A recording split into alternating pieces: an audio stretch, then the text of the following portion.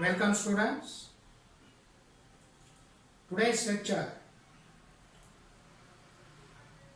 we have to discuss the conditions for well-defined and steady interference pattern. We have already seen the conditions for constructive and destructive interference pattern, and with the help of that condition we can obtain a clear, steady and visible interference pattern. So what are the different conditions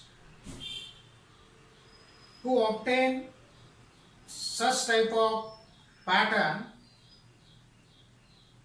So we have the first condition, that is the two sources of light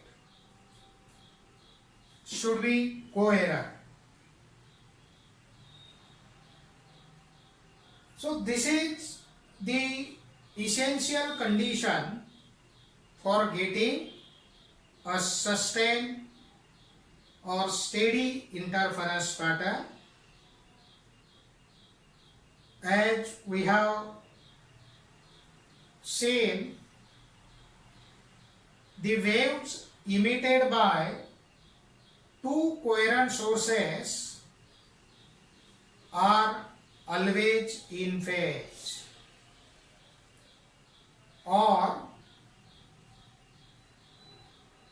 they have a constant phase difference between the waves at all times. If the phases or phase differences are not equal, then the positions of maxima and minima on the screen varies with time. For this reason, it is preferred that the two secondary sources used in an interference experiment are derived from a single original source. Then we get a steady interference pattern. Then second condition is the two sources of light must be monochromatic. Here mono means single, only one, and chrome means color. Single color, only one color, and according to wave theory of light, color depends upon the wavelength. So we can see the different colors of light due to different wavelengths.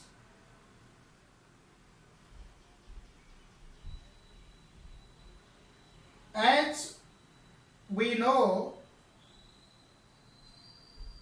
for bright and dark bands, the positions and widths of these bands depends upon the wavelength of light. And if we have different wavelengths, then the bright and dark fringes are not coincident. Hence we cannot clearly see these fringes. Therefore, we have to use the monochromatic source for obtaining a steady interference pattern. Then we have third condition. The two interfering waves must have same amplitudes.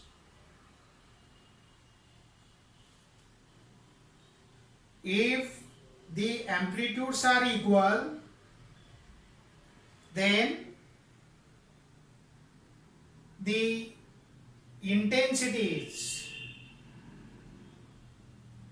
of dark fringes, that is destructive interference, intensity is 0. If the amplitudes are equal, so for dark fringes intensity is 0, and hence the contrast between the bright and dark fringes is maximum. Hence we can see these bands clearly. So this is the condition necessary for obtaining a steady interference pattern. Then we have next condition, the separation between the two slits must be small in comparison to the distance between the plane containing the slits and the observing screen. That is, the distance between these two slits, these two sources must be small, they are close to each other. These two sources must be close to each other. This is necessary because the waves coming from S1 and S2 reaches to a given point on the screen,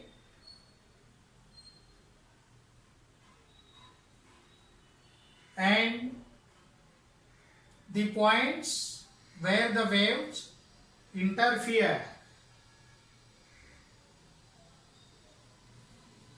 cannot be identified clearly because the widths and positions of the bands are not perfectly matched. The waves interfere itself in that region. The widths are not equal, hence we cannot clearly observe that fringes or bands. So this is the reason. Then we have next condition, the two slits should be narrow. Means these slits in this arrangement, we have S1 and S2. These are the narrow slits.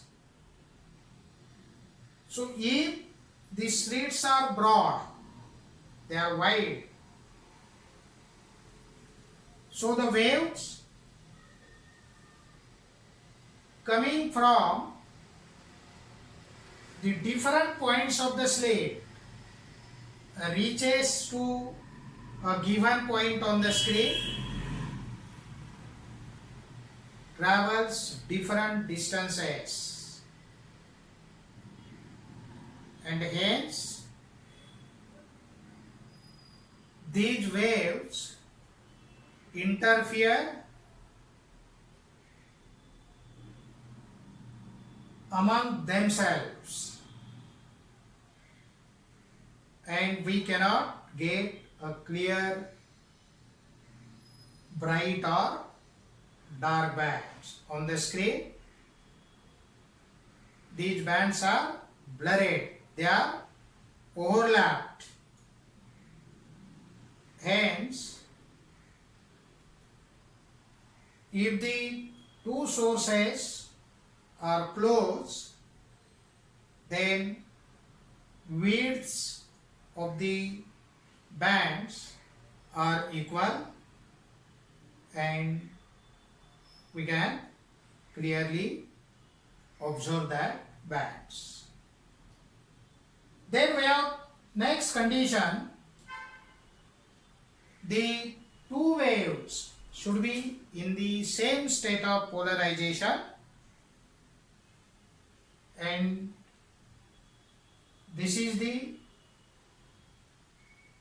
necessary condition if the polarized light is used in the experiment.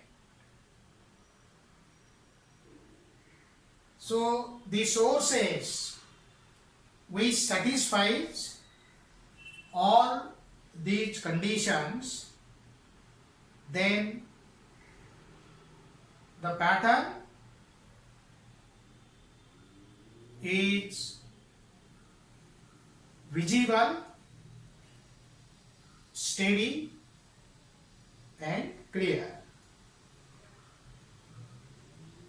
Then in next lecture we will see about the methods to obtain the coherent sources, secondary sources.